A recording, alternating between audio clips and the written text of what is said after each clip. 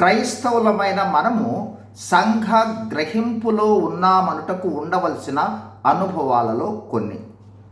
క్రైస్తవులము అంటే క్రీస్తును విశ్వసించిన వారము అనే గ్రహింపు మాత్రమే కలిగి, క్రీస్తు శరీరము అను సంఘములో అంటే క్రీస్తుల్లో ఉన్నామనే గ్రహింపులో లేకపోతే ఇంకా గ్రహించవలసినవి చాలా ఉన్నాయన్నమాట.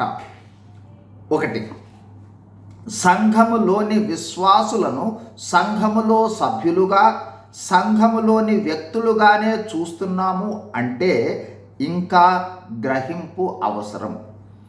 విశ్వాసులు అయిన మనమందరము ఒకే శరీరములో భాగాలము. ఆ శరీరమే యేసుక్రీస్తు యొక్క శరీరము అనే సంఘము. 2, మనకు ఒకే శరీరము అనే గ్రహింపు ఉంటే సంఘ పక్షముగా మనకు ఉండు ప్రేమ 1 కొరింథీ 13:1-7 తాత్పర్యాన్ని కలిగి ఉంటాం. 3, ఈ గ్రహింపులో ఉండి మనము సంఘము కూడుకొను మందిరమునకు లేదా స్థలమునకు వెడితే మనము పరలోకములో ఉన్న అనుభవాన్ని పొందుతాము.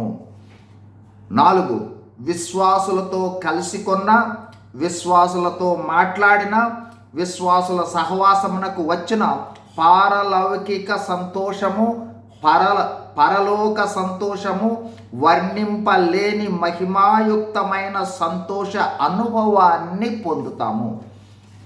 5, చివరిగా విశ్వాసుల సమూహములో చేరినప్పుడు మనము దేవుని మరియు క్రీస్తు మరియు పరిశుద్ధాత్మల సన్నిధిని, వారి మహిమను గ్రహించగలిగి మనతో ఉన్న విశ్వాసులతో కదా మనము మహిమా శరీరాలతో క్రీస్తుతో పాటు భూమి మీద 1000 ఏండ్ల పాలనలో పరిపాలించి నిత్యత్వములో దేవునితో క్రీస్తుతో ఎడతెగక దేవుని మహిమలో యుగ యుగములు రాజ్యం చేసేది అనే అద్భుతమైన గ్రహింపు కలిగి హృదయము పరవశంతో నిండిపోతుంది.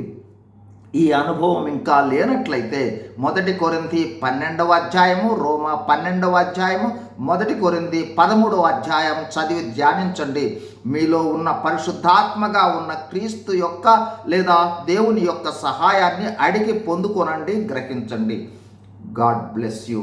Thank you.